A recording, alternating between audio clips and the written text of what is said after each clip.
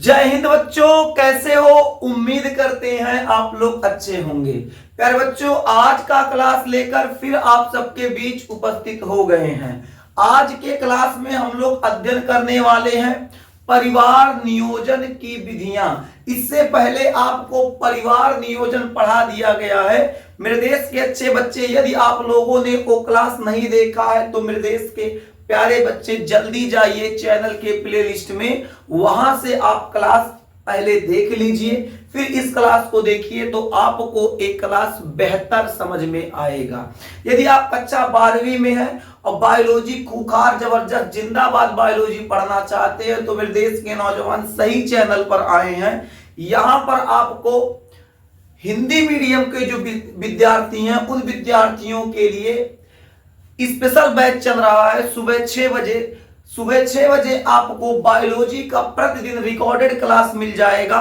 तो मेरे देश के अच्छे बच्चे, यहां से आप इस चैनल के माध्यम से कक्षा 12वीं का बायोलॉजी आप अपना बेहतर तैयार कर सकते हैं, बेहतर नोट्स बना सकते हैं, ताकि आपका जब एग्जाम हो तो एग्जाम में जो प्रश्न आए उन सभी प्रश्नों का उत्तर आप आसानी से दे पाएं। उत्तर देते समय कोई आपको हिचकिचाहट ना हो। मेरे देश के नौजवान, यदि आपको बेहतर नंबर लाना है, आप चाहते हैं एग्जाम में आपका बेहतर प्रतिशत बने, बेहतर प्रतिशत उठे, तो मेरे देश के अच्छे बच्चे जल्दी से इस चैनल को सब्सक्राइब कर लीजिएगा, क्योंकि इस चैनल पर क्लास 12 का पूरा बायोलॉजी आपको मिलने वाला है। चैप्टर वाइज मिलेगा, एक एक चैप्टर आपके सामने रख दिया जाएगा। तो मेरे देश के अच्छे बच्चे जल्दी कीजिए, इस चैनल को सब्सक्राइब कीजिए और अपने मित्रों के पास क्लास को साझा कीजिए, ताकि आपके साथ साथ आपके मित्र भी अपना पढ़ाई अच्छे से कर सके। आज के क्लास में हम लोग अध्ययन करेंगे परिवार नियोजन की विधियां। तो मेरे देश के नौजवान, सबसे पहले आप लोग हेडिंग कर लीजिए परिवार नियोजन की विधियां। हेडिंग क्या करेंगे? परिवार, डार्क मार्क कर लेते हैं थोड़ा सा,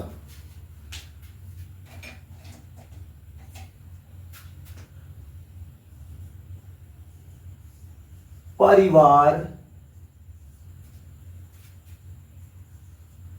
नियोजन, परिवार नियोजन की विधियां।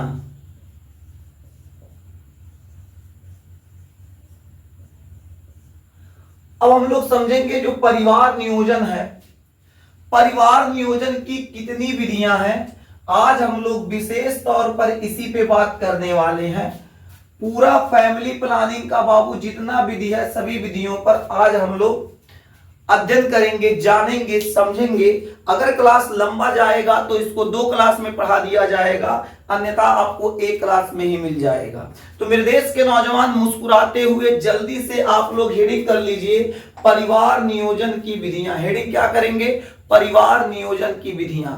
अगर देखा जाए तो परिवार नियोजन की कई विधि है, एक नहीं बल्कि कई विधि है, जिसमें से मुख्य विधियां कुछ हैं जो आमतौर पर जिनका उपयोग ज्यादा होता है। परिवार नियोजन की बाबू कई विधि है, कई तरीकों से फैमिली प्लानिंग किया जा सकता है।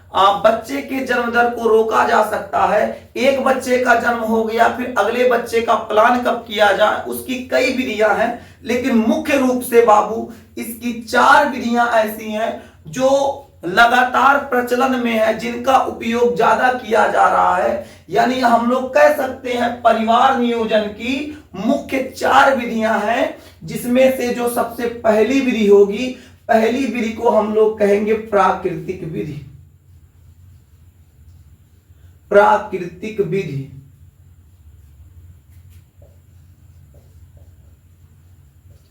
Natural method. दूसरा जो विधि हो जाएगा उसे हम लोग बांधा विधि कहेंगे, बांधा विधि।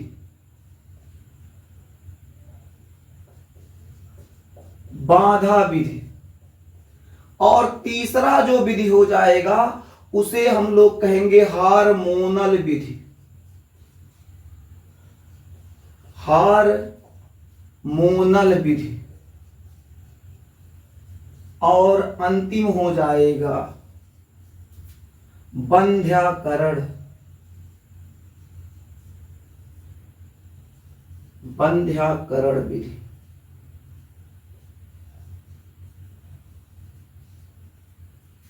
बंध्याकरण विधि यानी परिवार नियोजन की कुल कितनी विधियां होती हैं? तो परिवार नियोजन की कुल 4 विधियां होती हैं, जिनमें पहला हो जाएगा प्राकृतिक विधि, दूसरा हो जाएगा बाधा विधि, तीसरा हो जाएगा हार्मोनल विधि, चौथा हो जाएगा बंध्याकरण विधि। यानी अगर आपसे पूछा जाए बताइए मेरे देश के नौजवान परिवार नियोजन की कितनी विधियां हैं, तो आप बाबू मुस्कुरा कर जवाब दीजिएगा परिवार नियोजन की मुख्य 4 विधियां हैं। पहला प्राकृतिक विधि, दूसरा बाधा विधि, उसके बाद तीसरा हो जाएगा हार्मोनल विधि, चौथा हो जाएगा बंध्याकरण विधि। यानी कितनी विधियां हैं? तो 4 विधियां। हम इन चारों विधियों पर बाबू बारी बारी से अध्ययन करेंगे। सबसे पहले समझते हैं प्राकृतिक विधि क्या होता है। मुस्कुरा के मेरे देश के नौजवान हेडिंग कर लीजिएगा प्राकृतिक विधि। हेडिंग क्या करेंगे? प्राकृतिक विधि। बाबू समझते रहिएगा, समझ समझ के अपना नोट्स बनाएंगे तो बाबू समझदार हो जाएंगे। इसलिए मेरे देश के नौजवान पहले सबसे पहला काम है आपका समझना, उसके उपरांत बाबू नोट्स बनाना।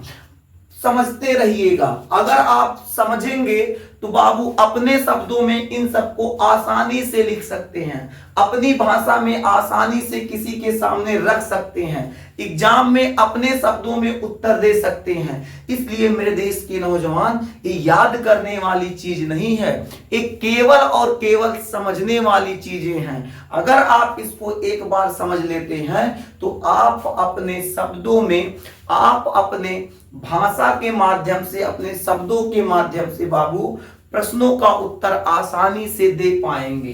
सबसे पहले हम लोग क्या पढ़ेंगे? प्राकृतिक विधि। भाई साहब इस विधि में होगा क्या? प्राकृतिक जो विधि है, प्राकृतिक विधि में आखिर होने क्या वाला है? देखिए परिवार नियोजन की विधि जो होता है वो क्या कहता है? परिवार नियोजन के अंतर्गत बाबू ये जितनी विधियां हैं सभी विधियों में यक्के काम किया जाएगा। जो नर का शुक्राणु है, मादा का अंडाणु है, उनको मिलने से रोका जाएगा। भाई साहब किसी तरीके से ये ना मिले, अगर बाय द वे किसी कारणवश मिल गए तो उसका भी उपाय है। यानी प्राकृतिक विधि में क्या किया जाएगा? जो नर का शुक्राणु है, सुनिएगा मेरे देश के अच्छे बच्चे, जो नर में शुक्राणु है, भाई नर में जो युग्मक होगा उस युग्मक को हम लोग क्या कहेंगे? जो नर में युग्मक पाया जाएगा उसे शुक्राणु कहेंगे। उसे क्या कहेंगे? शुक्राणु कहेंगे। एक बात और, जो मादा होंगी, मादा में युग्मक क्या होगा? मादा में युग्मक क्या होगा मेरे देश के अच्छे बच्चे? तो मादा में बाबू, मादा में युग्मक हो जाएगा अंडाणु। मादा में युग्मक क्या होगा? अंडाणु। अब ध्यान से समझ लीजिए, नर का जो युग्मक होता है शुक्राणु, मादा का जो युग्मक होता है अंडाणु। हर हाल में हमको इस अंडाणु से इस शुक्राणु को नहीं मिलने देना है। अगर इस शुक्राणु इस अंडाणु से बाबू मिल गया तो मिलके क्या करेगा बाबू? आगे का प्रोसेस शुरू करेगा, निषेचन क्रिया होगा, युग्मनज बनेगा, विदलन की क्रिया होगी, आगे का प्रोसेस होता रहेगा, भ्रूण बनेगा और उसके बाद अंततः क्या होगा? एक अच्छे से बच्चे का जन्म होगा। तो परिवार नियोजन में हमारा काम क्या है? परिवार नियोजन में हमको ये अध्ययन करना है, ये जो प्राकृतिक विधि है इसमें ये बताया जा रहा है कि जो नर का युग्मक शुक्राणु है, मादा का युग्मक अंडाणु है, इसे मिलने से रोक दिया जाए। भाई साहब इनको हर हाल में नहीं मिलने देना है, इनको हर हाल में नहीं मिलने देना है। यानी प्राकृतिक विधि में बताया गया कि हर हाल में शुक्राणु और अंडाणु को मिलने से रोक दिया जाए। अब इनको कैसे रोका जाएगा, यही बाबू प्राकृतिक विधि में हम लोग समझने वाले हैं। आखिर शुक्राणु तू मानेगा नहीं, वो कहेगा याद मुझे सता रहा है, मुझे जाना पड़ेगा। अब बताइए, शुक्राणु जाने के लिए बेकरार है, उधर से कह रही है, उधर अंडाणु है बैठा, तो अंडाणु उधर से बुला रही है, आ जा तेरी याद सता रही है। अब बताओ, दोनों मिलने के लिए बेकरार हैं। जब दोनों मिलने के लिए बाबू बेकरार हैं, तो हम कहेंगे तुम दोनों को नहीं मिलना है, जनसंख्या बढ़ जाएगा, हमको तो परिवार नियोजन का विधि पढ़ना है। तुम दोनों मिल जाओगे तो हम परिवार नियोजन का विधि कैसे समझाएंगे। वहां से शुक्राणु दौड़ते आ रहा है, यहाँ से अंडाणु जा रहा है, हम कहे बाबू रुक जाओ, नहीं जाना है, बिल्कुल नहीं जाना है। तो इन दोनों को क्या किया जाएगा, मिलने से रोक दिया जाए।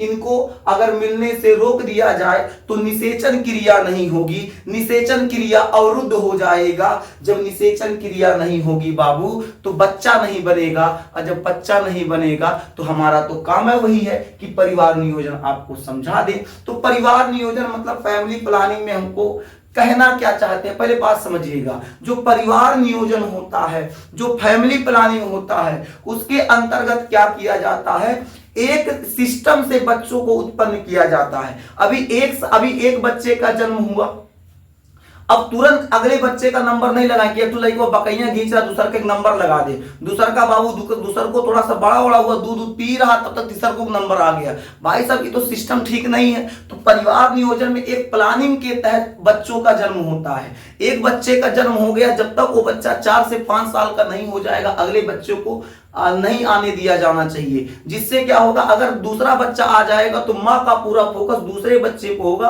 पहला बच्चा कुपोषण का शिकार हो जाएगा, मुंह बैठ जाएगा, क्या दस जाएगा पेटवा, ऐसे झूल जाएगा, ऐसे झूलल रहेगा हमेशा। तो इसीलिए क्या किया जाता है, परिवार नियोजन को अपनाया जाता है, फैमिली प्लानिंग किया जाता है। ठीक है, हम कल्पना करते हैं एक दाम्पत्य है, एक पति पत्नी है, अभी उसका 21 साल का लड़का है। अब बताइए, जब 21 साल का लड़का है और उसका पति पत्नी दोनों जब संबंध बनाया तो शुक्राणु अंडाणु से मिल जाएगा। बताओ बाबू, 9 महीना बाद दूसरा प्रोडक्ट आ जाएगा तो पहले के लड़के को ध्यान नहीं जा पाएगा। वही आपको हम समझाना चाहते हैं। जो परिवार नियोजन की विधि है, परिवार नियोजन की ये जो विधियां हम लोग अध्ययन कर रहे हैं, उसमें जो प्राकृतिक विधि है, प्राकृतिक विधि में यही समझाया जा रहा है कि जो नर युग्मक शुक्राणु है, मादा युग्मक अंडाणु है, इसको मिलने से रोक दिया जाए। जब ये दोनों बाबू नहीं मिलेंगे तो निषेचन क्रिया नहीं होगी, आगे भ्रूण नहीं बनेगा, मतलब क्या होगा, मादा गर्भ धारण नहीं कर पाएगी।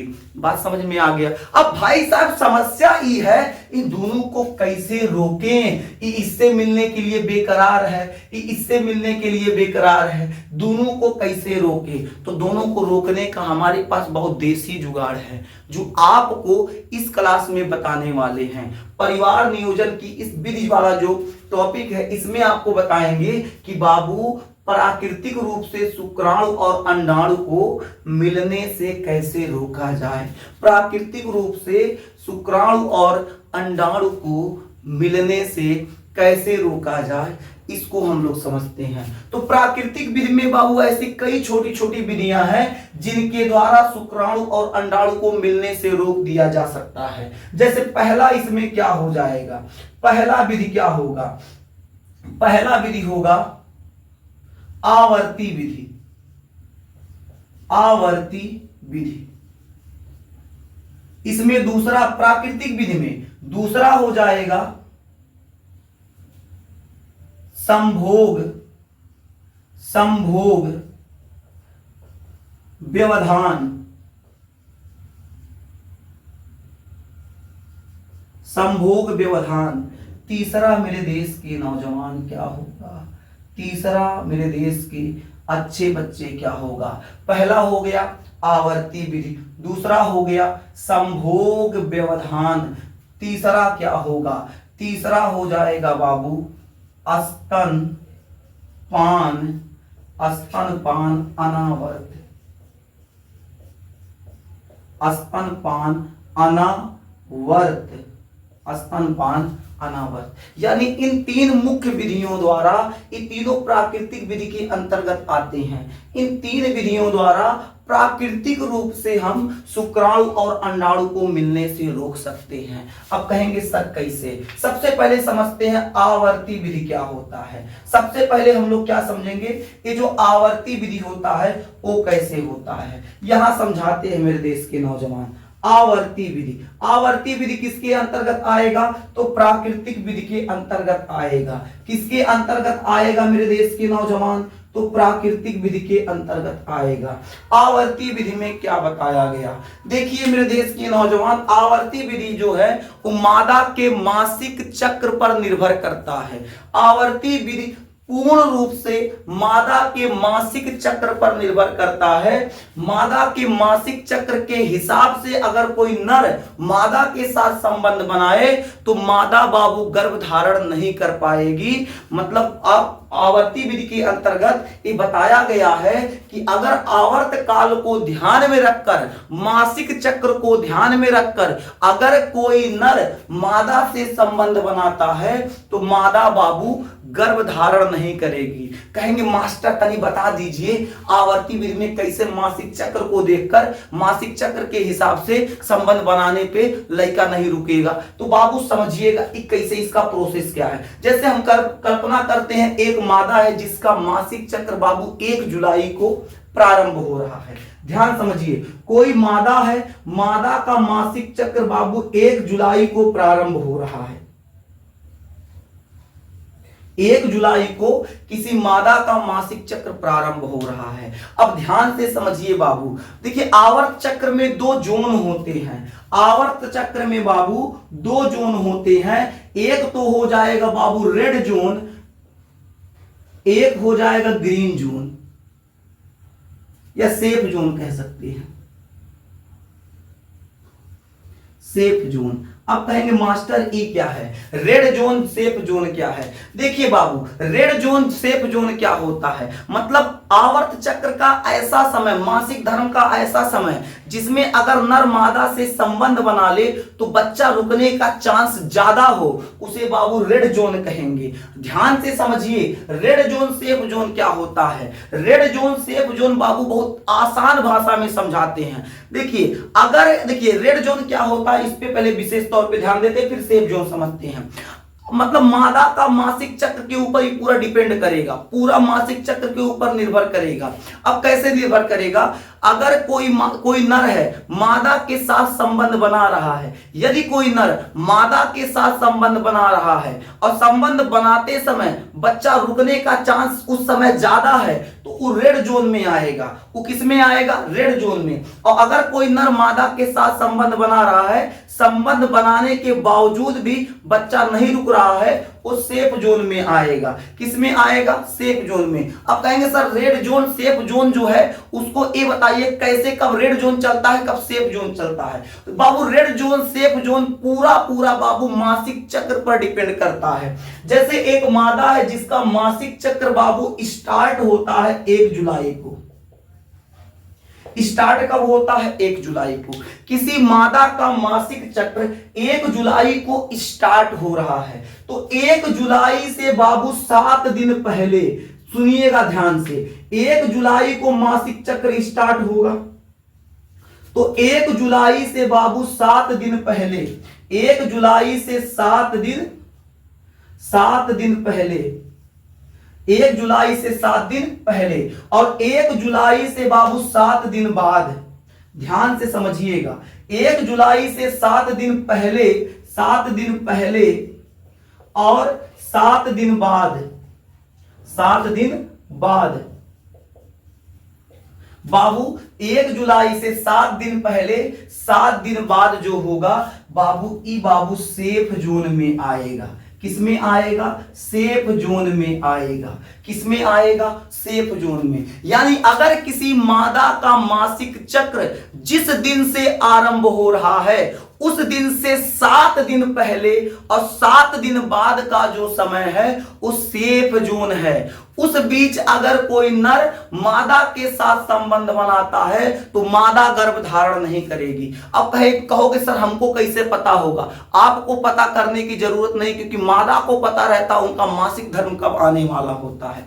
ये हर मादा को पता रहता है उनका मासिक धर्म कब आएगा, यानी मादा को ज्ञात होता है कि उनका मासिक धर्म कब आएगा। हम कल्पना करते हैं किसी मादा का मासिक धर्म 1 जुलाई को आता है, तो 1 जुलाई को मासिक धर्म आ रहा है, तो 1 जुलाई से 7 दिन पहले और 7 दिन बाद, यानी 7 दिन पहले ऊपर जाइए, 7 दिन बाद, ये जो 14 दिन का टाइम होता है बाबू, इस सेफ जोन में आता है। अगर इस दौरान मादा किसी नर से संबंध बना ले और वीर्य अंदर चला गया, वीर्य क्या हुआ, मादा के योनि में स्खलित हो गया, प्रवेश कर गया, तो मादा गर्भ धारण नहीं करेगी, क्योंकि इस समय अंडा जो होता है वो बाहर आने के लिए तैयार होता है।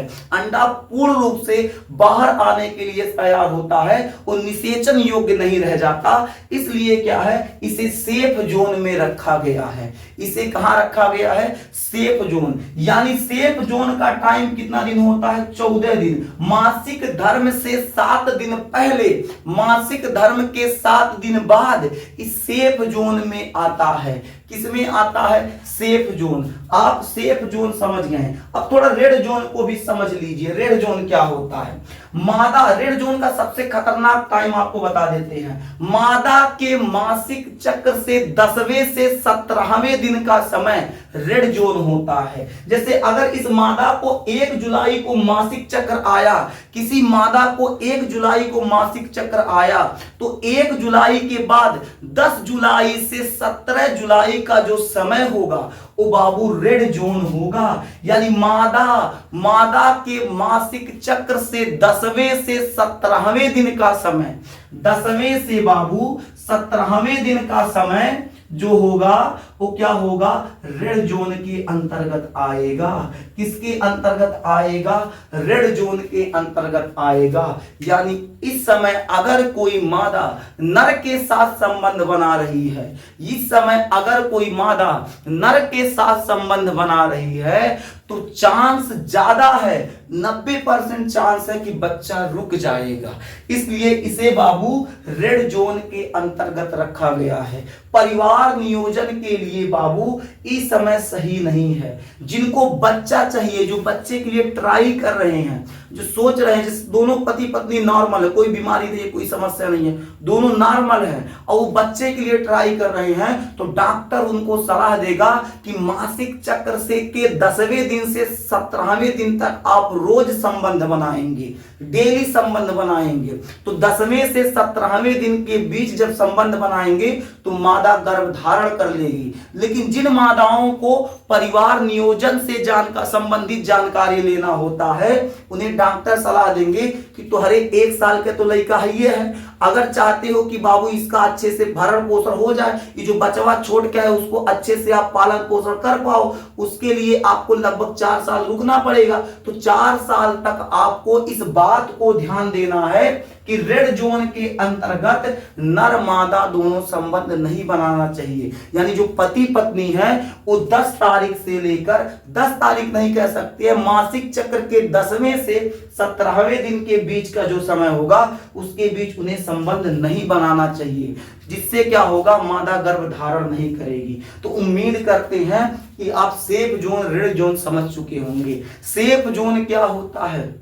मादा के मासिक चक्र से 7 दिन पूर्व, 7 दिन पश्चात का समय जो होगा सेफ जोन होगा, और मादा के मासिक चक्र से 10वें से 17वें दिन का समय क्या होता है? रेड जोन होता है। इस समय बच्चा रुकने का चांस ज्यादा हो जाता है। तो ये पूरा प्रोसेस बाबू मादा के मासिक धर्म के ऊपर डिपेंड करता है। इसलिए इस विधि को हम लोग आवर्ती विधि कहते हैं। क्या कहते हैं? आवर्ती विधि। प्राकृतिक विधि का जो सबसे पहला था आवर्ती विधि हम लोग समझ चुके हैं। अब हम लोग समझेंगे संभोग व्यवधान।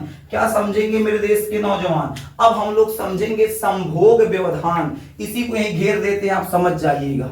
ये क्या है? संभोग व्यवधान। संभोग व्यवधान क्या होता है, इसे भी जल्दी से समझ लेते हैं। संभोग व्यवधान को समझते हैं। संभोग व्यवधान क्या होता है? देखिए, संभोग व्यवधान में नर और मादा दोनों को विशेष तौर पे क्या होता है, ध्यान देना होता है कि गलती से भी नर का जो वीर्य है मादा के योनि में स्खलित ना हो। तो संभोग व्यवधान में क्या बताया गया कि हर हाल में नर का वीर्य मादा के योनि में स्खलित नहीं होना चाहिए। यानी नर मादा जब दोनों संभोग क्रिया कर रहे हो उस समय नर को और मादा को ध्यान देना है, जैसे ही शिश्न से वीर्य निकलने वाला हो पुरुष जो है अपने शिश्न को मादा की योनि से बाहर निकाल ले, जिससे वीर्य जो है बाहर स्खलित हो जाए और मादा गर्भ धारण से बच सके।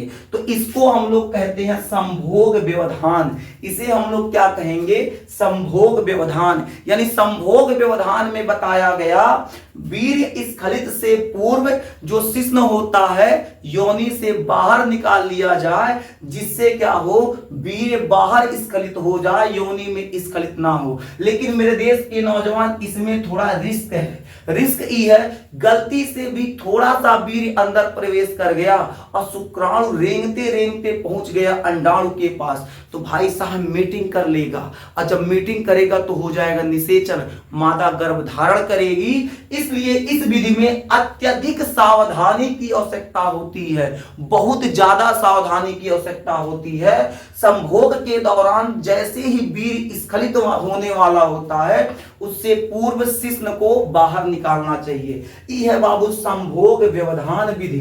तो हम लोग प्राकृतिक विधि में दो विधियों का अध्ययन कर चुके, पहला आवर्ती विधि, दूसरा संभोग व्यवधान। तीसरा विधि भी हम लोग यही देख लेते हैं। तीसरा विधि मेरे देश के नौजवान क्या है? तीसरा विधि है बाबू स्तनपान अनावर्त। स्तनपान अनावर्त। अब कहेंगे सर स्तनपान अनावर्त क्या है? ये सबसे सेफ विधि है, सबसे सेफ विधि है। मतलब प्राकृतिक विधियों में सबसे सेफ विधि है। प्राकृतिक विधियों में, इन तीनों विधियों में सबसे सेफ विधि है स्तनपान अनावर्त। कहेंगे सर ये विधि कब काम करेगा, कैसे काम करेगा? तो बाबू हम पढ़ाने के लिए आए हैं, हम आपको पूरा पढ़ा के जाएंगे। जितना आपके सिलेबस में है उतना आपको पूरा पढ़ाएंगे, जितना एग्जाम में आने वाला है उतना आपको पूरा पढ़ाएंगे, जितना आपको जानकारी की आवश्यकता है उतना पूरा पढ़ाएंगे। मेरे देश के नौजवान, ये मास्टर केवल आपके लिए इस चैनल पे आया हुआ है, ये मास्टर आपको पढ़ाने के लिए आया है। मैं कहता हूं बाबू केवल आप ध्यान से पढ़ लो, यहां आपको समस्या नहीं आने वाला है। यहां छोड़िए, पूरा बायोलॉजी में समस्या नहीं आएगा। अपने इस मास्टर पर भरोसा रखो मेरे देश के अच्छे बच्चे, मेरे देश के नौजवान, मेहनत से पढ़िए। पहले हम लोग समझते हैं स्तनपान अनावर्त क्या होता है। स्तनपान अनावर्त क्या होता है? हम कल्पना करते हैं एक मादा है, उस मादा का भी हाल फिलहाल में वो मादा एक बच्चे को जन्म दी है। तो जब कोई मादा किसी बच्चे को जन्म देती है उस क्रिया को प्रसव कहते हैं। यानी प्रसव के बाद का जो समय होता है, प्रसव के बाद का लगभग 6 माह तक का समय बाबू नर और मादा के लिए सेफ जोन में आता है। क्योंकि जैसे यहाँ समझिएगा, जैसे हम कहें कोई मादा है, वो अभी हाल फिलहाल उसको डिलीवरी, कल उसका डिलीवरी हुआ, तो कल जब इसका डिलीवरी हुआ, डिलीवरी के बाद लगभग 6 माह तक उस मादा को मासिक धर्म पीरियड या मासिक चक्र नहीं आएगा। जब किसी मादा, कोई मादा मां बनती है, उस मां बनने के उपरांत मादा को लगभग 6 माह तक मासिक धर्म, मासिक चक्र पीरियड नहीं आता है।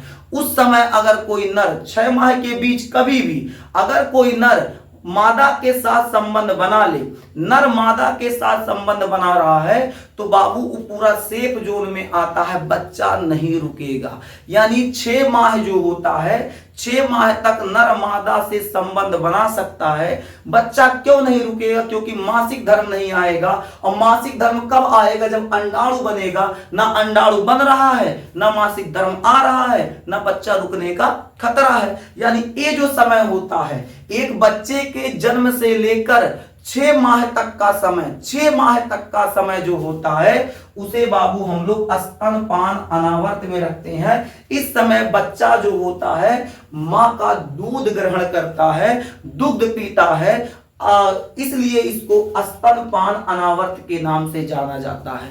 उम्मीद करते हैं मेरे देश के नौजवान आप प्राकृतिक विधि समझ गए होंगे। अगर मेरे देश के अच्छे बच्चे आपको क्लास में मजा आ रहा है, आपको अच्छा लग रहा है, तो मेरे देश के अच्छे बच्चे पुनः कहते हैं पहली बार अगर आए हैं तो चैनल को सब्सक्राइब कर लीजिएगा, अपने मित्रों के पास ज्यादा से ज्यादा शेयर कीजिए, उनको भी बताइए सुरेंद्र सर अपने चैनल संस्कार क्लासेज बाय सुरेंद्र सर पे लाजवाब बायोलॉजी पढ़ा रहे हैं, केवल आपके लिए पढ़ा रहे हैं। तो इसलिए मेरे देश के अच्छे बच्चे आप अपने मित्रों के साथ साझा जरूर करें, उनको भी बताएं कि सुरेंद्र सर से बाबू सुरेंद्र सर के इस चैनल से जुड़े और अपना क्लास 12वीं का बायोलॉजी बेहतर बायोलॉजी तैयार करें, बेहतर नोट्स बनाएं, ताकि जब एग्जाम में बैठे बाबू तो सभी प्रश्नों का उत्तर आसानी से दे सके। सबसे पहले आप यहां तक नोट कर लीजिए, आप प्राकृतिक विधि जो है उसको नोट कर लीजिए, फिर आपको बाधा विधि पढ़ा दिया जाए। पहले प्राकृतिक विधि पूरा जो नोट करना है नोट कर लीजिए, फिर आपको बाधा विधि पढ़ा दिया जाएगा। यदि बाबू क्लास लंबा होगा तो बाधा विधि पढ़ा के क्लास रोक दिया जाएगा, उसके बाद अगले क्लास में आपको हार्मोनल विधि बंध्याकरण विधि पढ़ा दिया जाएगा। सबसे पहले का एक काम कीजिए, इसे नोट कर लीजिए, फिर हम लोग क्या करते हैं आगे पढ़ते हैं। नोट कीजिए मेरे देश के अच्छे बच्चे।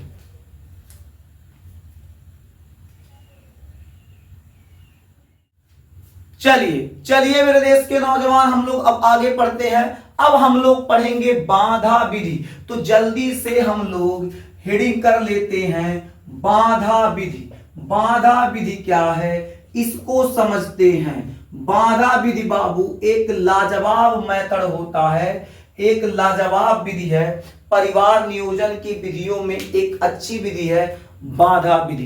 बाधा विधि देखिए, बाधा विधि के अंतर्गत भी कुछ विधियां आती हैं। बाधा विधि का उपयोग नर और मादा दोनों कर सकते हैं। मादा भी बाधा विधि का प्रयोग कर सकती है, नर भी बाधा विधि का प्रयोग कर सकता है। यानी संभोग के दौरान कुछ बाधाएं आएंगी, कुछ व्यवधान उत्पन्न होगा, कुछ बाधाएं उत्पन्न होगा, इसलिए इस विधि का नाम बाधा विधि रखा गया है। बाधा विधि के अंतर्गत दो प्रमुख विधियां आती हैं, जिसमें पहला हो जाएगा रासायनिक विधि। रासायनिक विधि पहला हो जाएगा रासायनिक विधि, दूसरा हो जाएगा यांत्रिक विधि। यांत्रिक विधि यानी बाधा विधि के अंतर्गत दो प्रमुख विधियां आती हैं। पहला हो जाएगा रासायनिक विधि, दूसरा हो जाएगा यांत्रिक विधि। रासायनिक विधि, यांत्रिक विधि, दो विधियां आती हैं बाधा विधि के अंतर्गत। अब समझते हैं सबसे पहले रासायनिक विधि क्या होता है। सबसे पहले समझते हैं रासायनिक विधि क्या होता है। हम लोग अब क्या समझेंगे, रासायनिक विधि को अब हम लोग समझते हैं कि ये जो रासायनिक विधि होता है ये क्या होता है।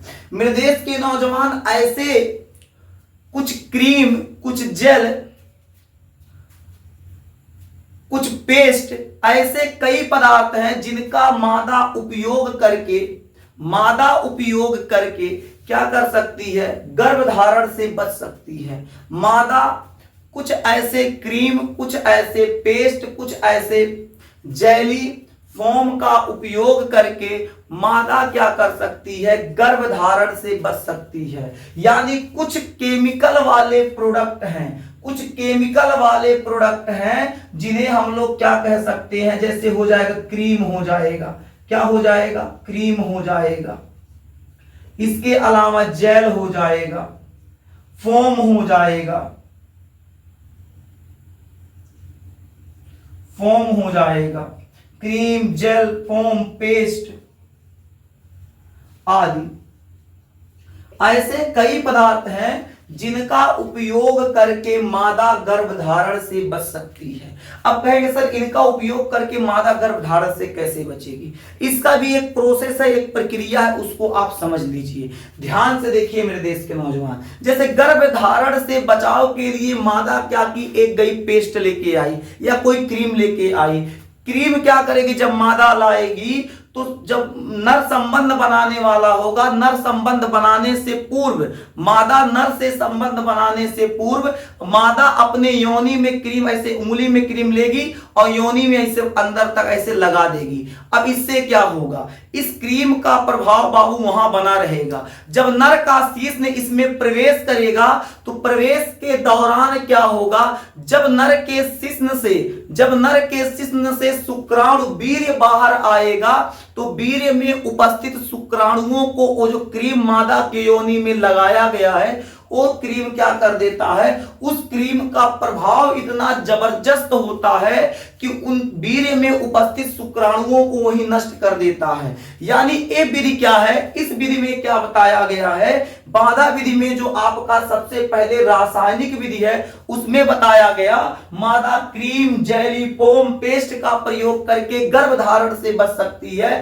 कैसे, जैसे क्रीम खरीद के लाई, योनि में लगा ली, योनि में लगाने के बाद मादा नर के साथ संबंध बनाई, जब वीर्य स्खलित हुआ तो वीर्य स्खलन के बाद जो नर का वीर्य होगा, वीर्य में उपस्थित होगा शुक्राणु, वो जो शुक्राणु होगा जब मादा के योनि में स्खलित होगा तो वहां तो पहले से क्रीम या पेस्ट लगा के रखा गया है, उसका प्रभाव इतना जबरदस्त होगा कि उसमें उपस्थित शुक्राणुओं को मार के वही नष्ट कर देगा। शुक्राणु निपट जाएंगे, सब आगे बढ़ नहीं पाएंगे, मादा गर्भधारण से बच सकती है। ये हो जाएगा रासायनिक विधि। इसके अलावा इसमें दूसरी विधि आती है बाबू, यांत्रिक विधि। क्या आएगी, यांत्रिक विधि। अब कहेंगे यांत्रिक विधि क्या होता है, तो यहां समझाते हैं मेरे देश के नौजवान, यांत्रिक विधि क्या होता है। यांत्रिक विधि समझ लीजिए, ये भी एक बेहतर विधि है। इस विधि का उपयोग बाबू आधा से ज्यादा भारत करता है, आधा से ज्यादा भारत बाबू इस यांत्रिक विधि का उपयोग करता है। इस विधि के अंतर्गत क्या आता है बाबू, इस विधि के अंतर्गत आ जाएगा निरोध का उपयोग आ जाएगा, निरोध का उपयोग आ जाएगा। इसके अलावा बाबू ग्रीवा टोपी आ जाएगा, ग्रीवा टोपी आ जाएगा, कापर टी वगैरह आ जाएगा। ऐसे कई चीजें हैं जो यांत्रिक विधियों का उपयोग करके, इसमें कापर टी भी आएगा, कापर टी भी आएगा, ठीक है। तो इन सब का उपयोग करके, इन सब को प्रयोग में लाके, यांत्रिक विधियों को प्रयोग में लाके नर जो नर होगा या जो मादा होगी, मादा गर्भधारण से बच सकती है। नर नहीं कहेंगे, मादा जो होगी, नर कैसे गर्भधारण करेगा, तो मादा जो होगी वो गर्भधारण से क्या कर सकती है, बच सकती है।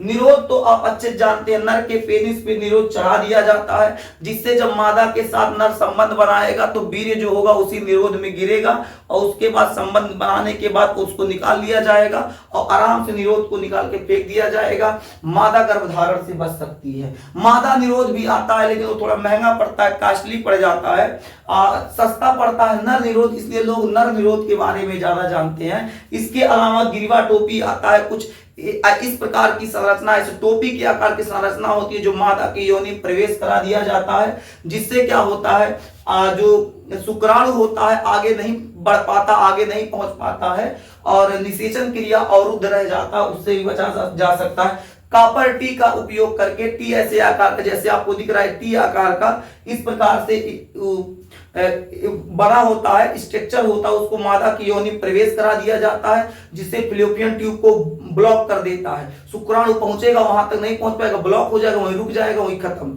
ठीक है। तो निषेचन क्रिया यहां भी अवरुद्ध हो जाएगी। तो यहां भी क्या किया जाता है, गर्भधारण से बचा जा सकता है। यानी गर्भधारण से बचने के लिए अभी हम लोग क्या किए, इन सब चीजों का अध्ययन कर चुके हैं, जिसमें आपका पहला आ गया रासायनिक विधि, दूसरा हो गया यांत्रिक विधि। यानी हम लोग अध्ययन क्या कर रहे थे, परिवार नियोजन की विधियां। पहला विधि था प्राकृतिक विधि, दूसरा विधि था बाधा विधि। बाबू दो विधियों का अध्ययन हम कर चुके हैं, अब हम लोग बाबू इन दोनों विधियों का अध्ययन अगले क्लास में करेंगे। आज के लिए बस इतना ही, फिर मिलेंगे आपसे अगले क्लास में। तब तक के लिए जय हिंद।